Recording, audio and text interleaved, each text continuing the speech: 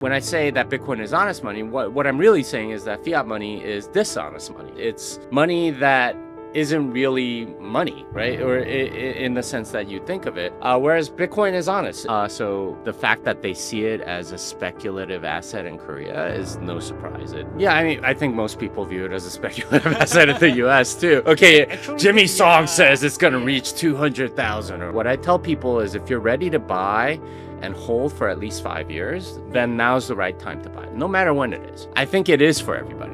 But if you're going to buy and sell and do stuff like that, that's really the wrong mentality.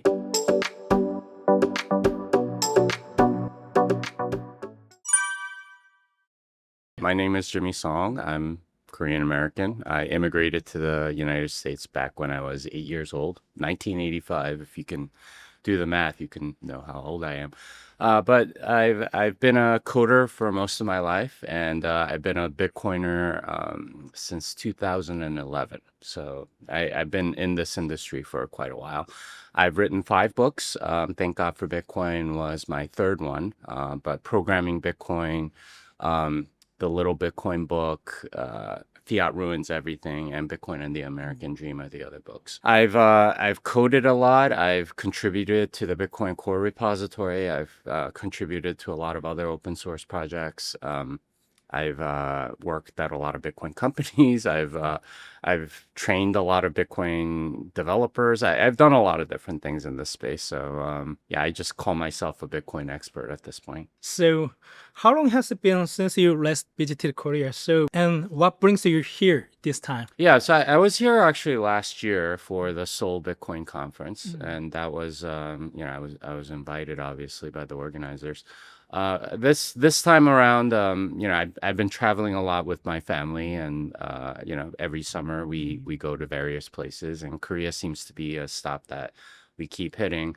I was here 2 years ago as part of sort of the world trip that my family and I were doing, and then since then we've just been coming back every year, and obviously a lot of my wife loves it here. My daughters love like getting their nails done and stuff like that. It's a lot cheaper than the U.S. So we like visiting, and we're Korean obviously, and it's a little different, right? Like when you're in the U.S., you're a minority. When you're here, it's the kids. I mean, you don't really fit in either place as like an Asian American, but it's nice sometimes to have that. So, everyone seems to have their own orange pill moment. So, the point when they truly comes to understand and believe in Bitcoin's value. So, what is that moment like for you? So, when did you take your orange pill? Yeah, it's a great question. And I don't know if there's like a single moment. I kind of liken it to Christianity. There are people that like just come to Christ in like a moment, right? It's like, okay, yeah, I give my heart to Christ and blah, blah, blah, blah. And there are other people that, it's just like a long process. And then you don't really exactly know when you came to Christ. And I think my journey in Bitcoin is a lot like that. Like I said, I started in 2011, but I don't feel like I really understood Bitcoin until I reviewed Saifedean Ammous's book. I was friends with him before he wrote the book, so he gave me a copy of his manuscript, and I got to review it, and I gave him a bunch of feedback on that. But I think that's really when I was orange pilled, and that was like it took like 5 years. I mean, I can tell you the moment I heard about Bitcoin was February of 2011. I saw a story on a tech website called slashdot.org, and it said internet-only currency Bitcoin has reached dollar parity. That was the title of that post, and it's still up on the web today. You can go look it up. I still remember reading that and thinking, what is this thing? But and a couple years later, I started contributing to an open source project that was based on Bitcoin.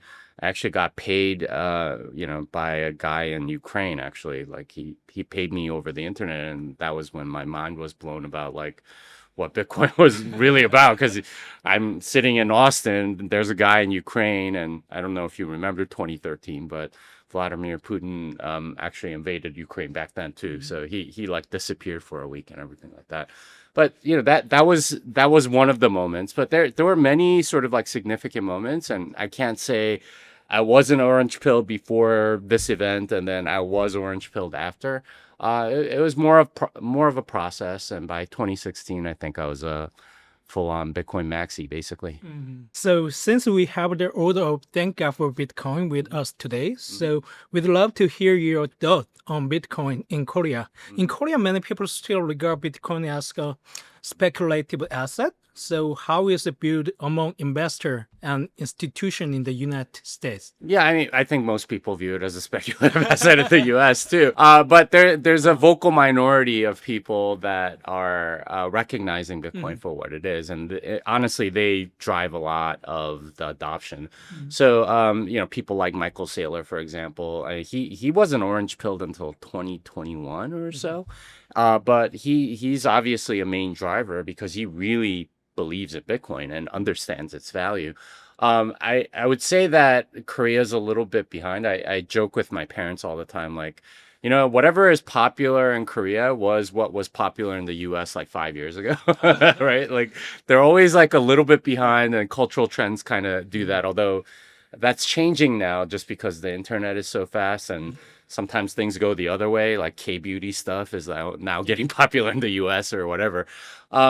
But I would say that it's always sort of viewed first as a speculative asset, right? Oh, it's gone up so much over this period of time. How can we not get into it or something like that?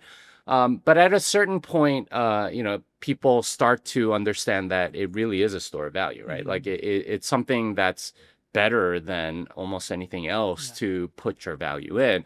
And I gotta say, Korea's improved significantly since I first came here for Bitcoin purposes back in 2018. I was telling Calvin, he's the organizer of the Seoul Bitcoin meetup.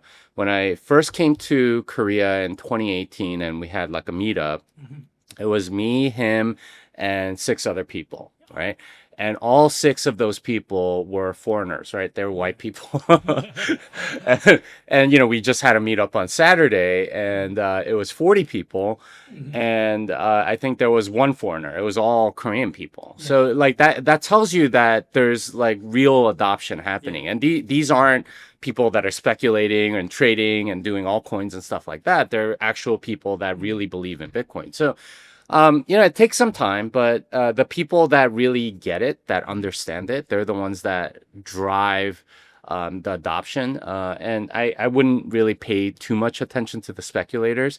They come in, they come out, like they get wrecked. They lose their money, they double their money, whatever. It's they don't matter that much in the long run. It's the people that really understand it that do, and that minority in the U.S. has grown over the years, and it looks like it also has in Korea as well. In Korea, a lot of people still believe that the best way to build wealth is by investing in real estate. So, especially apartment in Seoul. So, do you think now is a good time for to consider investing in Bitcoin? Yeah, I think so. And this is a heavy Asian bias, right, towards real estate. It's not just Korea, but Japan and China as well. And you can kind of see what's happening in Japan and China, and they should be a warning to people in Korea, just because you see in China a lot of ghost cities, entire cities of apartments that are completely unoccupied. And people still sort of invest in them, and they don't really know where it's going to go. But especially combined with the demographic collapse that's happening in both places, along with Korea, right? Obviously happening here as well.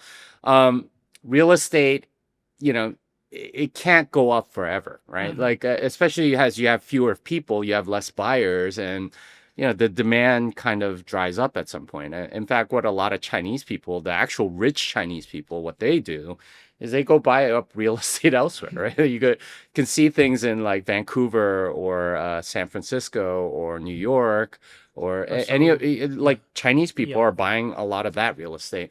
So there is sort of that real estate bias. And I get it, right? It is scarce in the sense that there's only so much of it in a given area. But it has its limits, and especially combined with demographic collapse, which seems to be happening in Korea, it's not necessarily the investment that it was, say, 30 years ago. I mean, obviously, if you bought 30 years ago, you did great. But it's not always going to be like that. And, This is where you have to think about actual scarcity and demand on the other side, and all the subsidies that go into real estate to prop them up and so on. You can get a house in the Japanese countryside for free right now, right? Like literally no one's living in some of them. I don't think that's a far off reality for a lot of Korea. Now, what you're talking about are like apartments in the midtown of Seoul. Like we're in the Gangnam area right now. Obviously, it's a very hot area. I mean, that'll take probably longer to collapse than some of this other stuff. But you want a store of value that's actually going to be scarce and last and have demand. And Bitcoin is, I think, superior in all those regards. Korean investors are highly interested in Bitcoin's price. So some say that the usual halving cycle pattern has been broken. So many expect a full-scale bull market to begin around January or February 2025. So with predictions that Bitcoin could reach $200,000 by the end of this year. So what is your perspective on Bitcoin's price in 2025? Yeah, and this is always like a very tricky question, Yeah. right? Because this is the thing that gets all the views. It's like, okay, Actually, Jimmy Song yeah, says it's gonna yeah. reach 200,000 or whatever. And I get why, because people always want to know the future, and especially with respect to investment, they want some assurances that they're going to get the returns that they are. But what I generally tell people is that if you're in this to invest for the next 6 months, right? Whether it doubles or halves, and if it doubles, I'll sell. If it halves, I'll sell, and whatever. Then you're really treating it as a speculative asset, right? You're not really storing value in it. What I tell people is if you're ready to buy and hold for at least 5 years, then now's the right time to buy, no matter when it is. But no one's really ever lost money holding Bitcoin for 5 years. And this has been true for all of its life. But if you're going to buy and sell and do stuff like that, that's really the wrong mentality. Now, that said, there is this 4-year cycle, and it does seem to happen. And we don't know why it's sort of stayed in this 100,000 range for so long. I have no idea what the macroeconomic forces that are doing that are. Could it be like some dark pools of money that are like sort of suppressing the price? I don't know. Could it get up to 200? Of course. Could it get way below? Yeah. Could it go way above? Yeah. I mean, we don't really know, because there's two sides to the price equation. There's always supply and demand. Now, we know the supply of Bitcoin. We know exactly how much that is. But the demand side is very, it depends on a lot of factors, including, how much central banks are printing, right? The supply of dollars or won can be significant depending on the policies of the central bank. So until we know that part, we don't really know. But what I will say is that I expect price to go up significantly over the long term. Bitcoin is often seen as a lifeline for people in developing countries. So, but do you think it can also help individuals in well-developed places like the US, Korea, or Europe, where banking systems work pretty well? Yeah, the banking system works okay. But I mean, honestly, like one of the things I was shocked by coming here this time is a year ago, like things were one price. now things are like we were going to the food markets, I think at Dongdaemu or something like that, and all the stalls, like I remember the prices last year, they like doubled, right? It was like 5,000원 or whatever, and now it's like 10,000원. It's what happened, right? Like, and I think people feel that pretty much all over the world. It's not just Korea. It's Europe or Canada or the US, or like everywhere you see inflation. So as much as we like to think that banking works well, inflation is a reality that everyone is dealing with everywhere in the world. And that's something that you're not going to be able to deal with very well if you're on a fiat standard. If you're getting paid in won or dollars or whatever, your salary is certainly not keeping up with the inflation that's happening in the market. So I would say I would question the assumptions behind that, because I really don't think the banking system is working that well. And inflation is a reality for everybody, including people here. I mean, just you can tell people are suffering, right? Like there are a lot of people that want to, try to better their life, but their savings is constantly getting debased. So I think it is for everybody. Now, that said, there are certain use cases in, more developing countries that are, more useful to them. So they don't necessarily have American Express and Visa and MasterCard coming to them and giving them services. So, having something like the Lightning Network is very useful for a lot of them. But I still think that the main use case for Bitcoin is storing value over time. So that means being immune to having a hedge against inflation and things like that.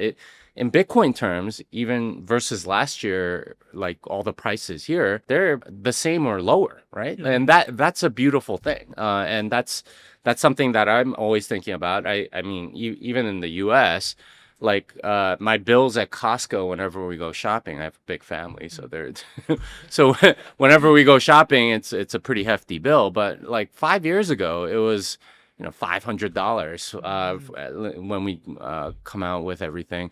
Now it's like 1,000. But in Bitcoin terms, it's significantly lower, and that's a good thing. That's how you preserve value, and that's useful for everybody. There has been a lot of hype around the dollar-based stablecoins in the US lately. So Circle's stock is going up. So and even Trump's World Liberty Financial stablecoin seems to be growing so fast. So what's your take on stablecoins? Yeah, stable coins are basically an extension of the dollar, right? And that's something that a lot of people need in other, especially in developing countries. The main use case is not in the U.S. It's outside the U.S. It's people that don't have dollar bank accounts, and this is sort of a substitute for that. And mostly it's because their local currency is so crappy. So if you live in Nigeria, your currency, the naira, is getting debased like very often. So your naira, I think, is worth 1/4 of what it was like from 7 years ago or something like that. So it's fast debasement. So if you have dollars, then you can trust that more than the naira. And actually, I have a friend in Nigeria that told me that the dollar is a more important currency to him than the naira ever was, because he can store value in it. And he did that most of his life with actual cash, right? Like $100 bills or whatever. Now you have Tether or something like USDC or whatever. Those are sort of substitutes for those. It's a bank account for people that don't have access to US dollar banks. So there is sort of like that market that it addresses, and Tether's profits, I think, show how much of a demand there is. Tether, I think, as a company, made more money than any other U.S. bank, right? Like Wells Fargo or Bank of America. Like they have like hundreds of thousands of employees, and they make way less than Tether does with 50 employees. That tells you like how much more efficient they are. So there is a room for that. But I think ultimately what we're going to see is that because the dollar is debasing, people are going to want to move from the dollar to something that's better. And I think Bitcoin is that thing. And it's sort of like a Trojan horse, if you will, to get people into Bitcoin are all these stablecoins. Cool. If stablecoins become mainstream, what do you think will happen to the Korea won? So some people worry that national currencies might lose their power. Yeah, and to some degree, they've always sort of been secondary status to the U.S. dollar, and this is what I've called in the past the U.S. dollar hegemony, right? Ever since Bretton Woods in 1944, the dollar has dominated the world. It's the reserve currency of the world, and everyone else has to trade in it, at the very least, to go buy oil, right? Oil is always traded in dollars. But will stable coins like undermine the won or, the euro or any other currencies? To some degree, it already has, right? Like, I think if you're dealing internationally, if you want to do business outside of Korea, you have to have dollars, right? You can't pay won for something that just no one will take it. I mean, if they do, they're planning to buy real estate in Korea or something. But that's just how it is. And a lot of countries put in capital controls for that reason. You can only export this much, dollars or import that many. I know for a fact that, correct me if I'm wrong, I believe that you can't withdraw Tether in any of the exchanges in Korea. This is one of the capital controls that they have so that they keep the won supreme within the jurisdiction that they have. A game that a lot of governments play, where they don't allow dollars to enter because it would undermine the local currency.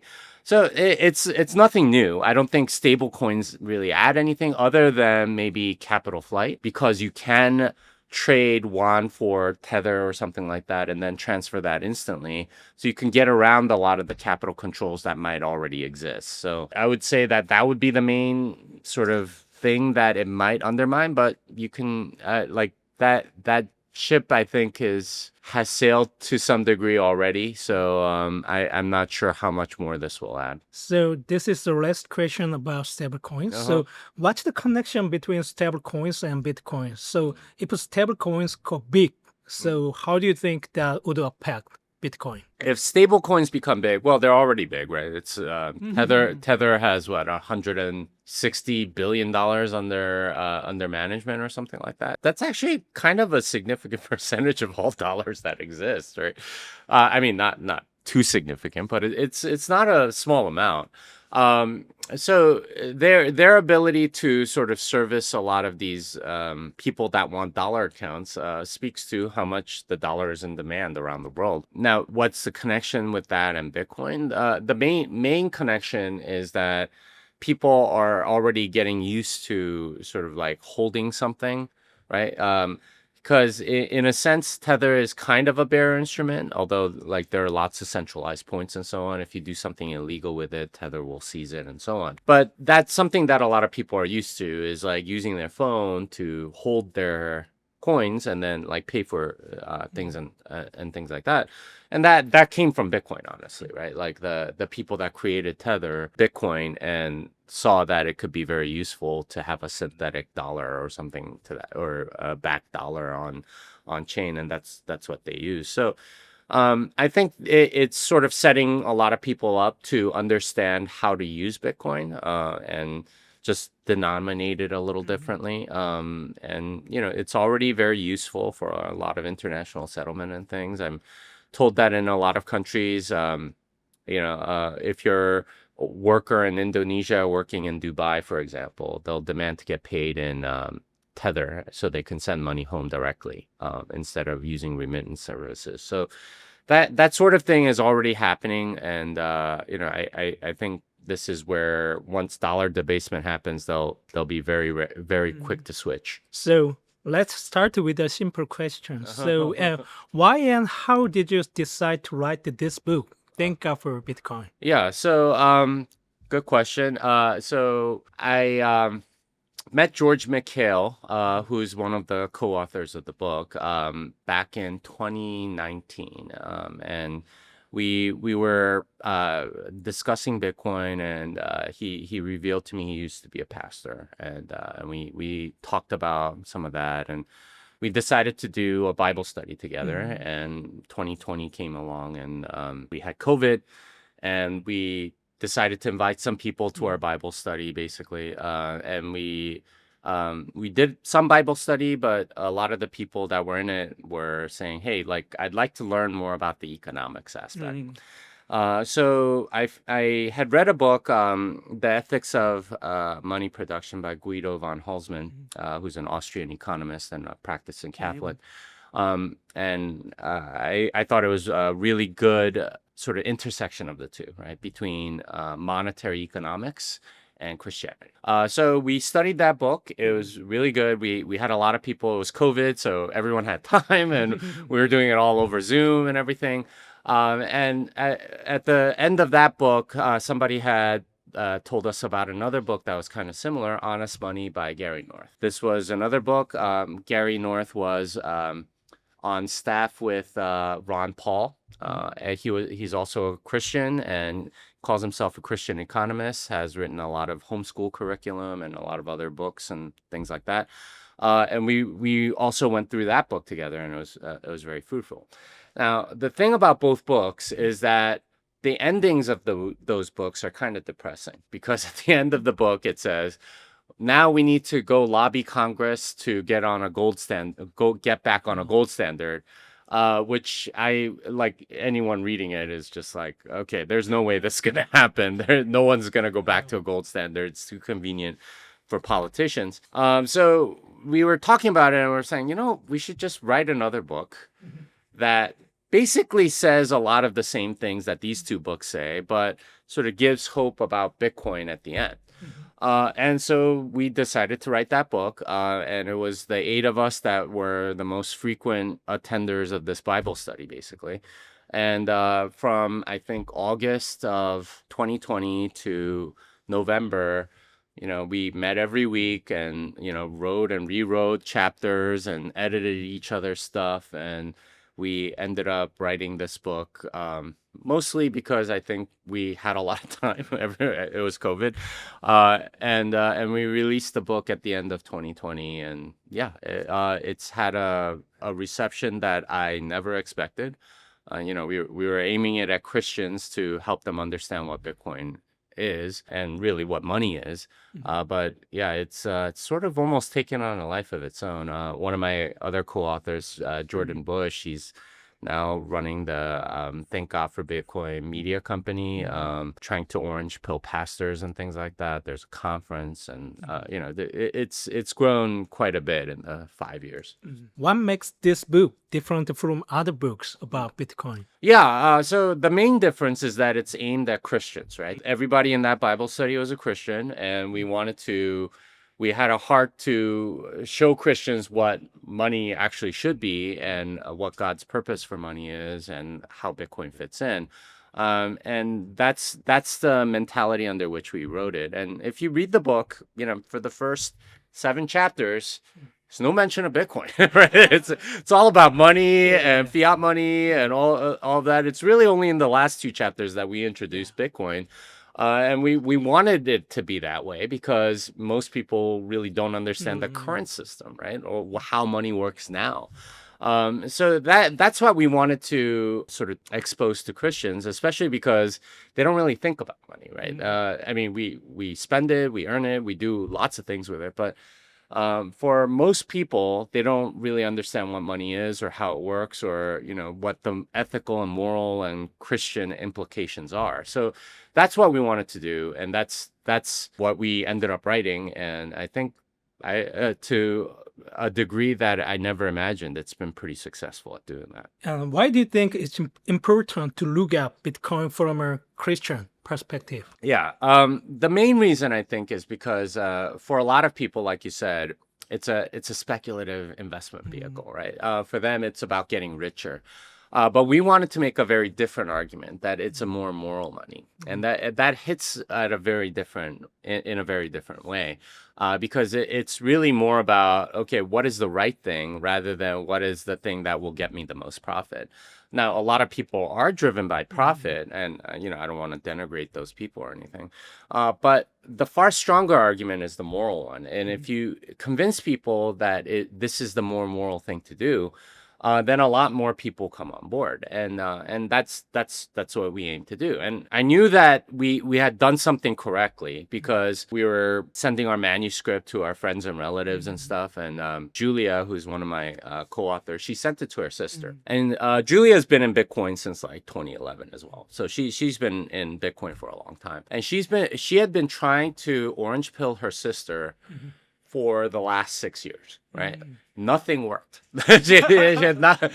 She read this manuscript and she bought Bitcoin almost immediately. I get it. I get why I need to. So we knew at that point, okay, this is hitting at a very different level, and she's a Christian as well. So that was a big part of it, and that's why we wanted to. We thought it was very important to make that moral case, because it's not just about getting richer. It sounds almost very selfish, right? But doing something better for the world. That's a much better argument, and one that will attract a lot more people. Do you think this book is also a good read for people who aren't Christian? Well, we aimed it at Christians, so obviously that's our main audience, but I have been very surprised at the kinds of people that are reading it, right? A lot of Bitcoiners end up reading it. Like people that are already into Bitcoin will go and read this book.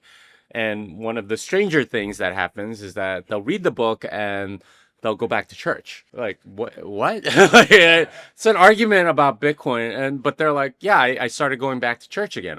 Okay. There's also some like other people that I never expected. So I'm good friends with Saifdeen Ammous, who's a practicing Muslim, right? He asked for a copy of the book. I was like, wait, you want a copy? Okay, yeah, here you go.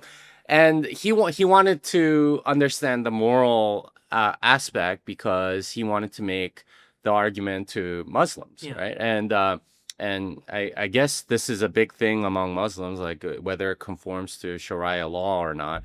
And you know, I have a lot of Muslim followers on Twitter that make this argument too. So I'm not going to tell non-Christians not to read it or anything. It's aimed at Christians, but yeah, a lot of people end up reading it and getting affected. And this is something that you can't really help as an author. Sometimes, like, your book reaches people that you never really intended to reach, but it does. And if it does, great. But I don't really have a good answer to why, but it seems to be a thing. So, and in Thank God for Bitcoin, you describe Bitcoin as honest and strong money.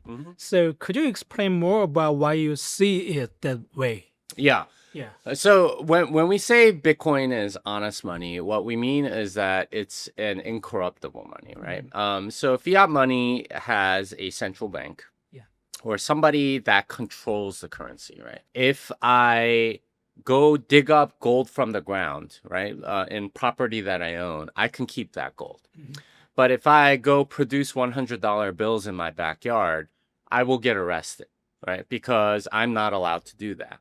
That's because there's a central controller that produces all of it, and they have to, because the production cost of $100 bill is like you know, $3 or something. And if everybody was allowed to do that, then the cost of $100 bill will debase to $3. So they don't do that, but that also means that they have control of it, and they can print it when for whatever reason. And at least for most governments, they do it so that they can fund their budget deficits. So usually their budget are larger than the revenue that they take in, right? So they get maybe, you know, 70% their revenue through taxes, but they want to spend more than that, so they end up using deficit spending through central banking. It's a form of a tax, and it's a very stealth tax without any legislation or anything like that. But this is the vehicle that they've chosen to use. So when I say that Bitcoin is honest money, what I'm really saying is that fiat money is dishonest money. It's money that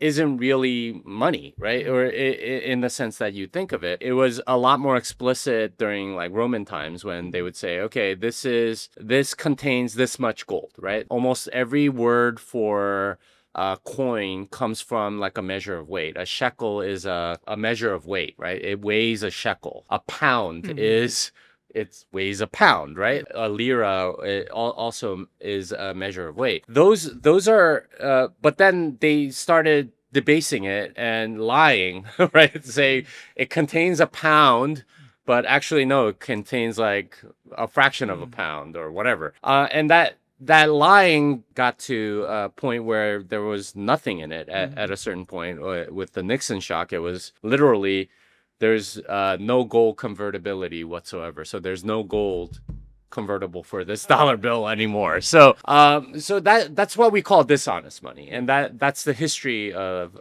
fiat money. Whereas Bitcoin is honest. It's, if you have one Bitcoin, that's 1/21 millionth of all Bitcoin that will ever exist. There's no changing that. That's honest, as opposed to dishonest, and that's an important quality, because it's much more ethical to have honest money. Actually, in Korean churches, it's just a bit difficult to talk about Bitcoin in there. So many people still see it as a speculative asset, like other cryptocurrencies. So how is it in the U.S.? Yeah, a lot of churches sort of see it that way. There's some progress being made. So a friend of mine is a pastor for the PCA, Presbyterian Church of America. It's one of the more conservative denominations. He actually gave a whole seminar to other pastors about what Bitcoin is, and he still puts out content in English about Bitcoin for churches and how to think about it and so on. Churches are almost always the last to culturally adopt almost anything. So the fact that they see it as a speculative asset in Korea is no surprise. The same way in the US, they're almost always going to be the last ones. And that's okay. To some degree, that's to be expected because they're supposed to try to plan for the long term, right? They're not supposed to take every new cultural thing and adopt it immediately, right?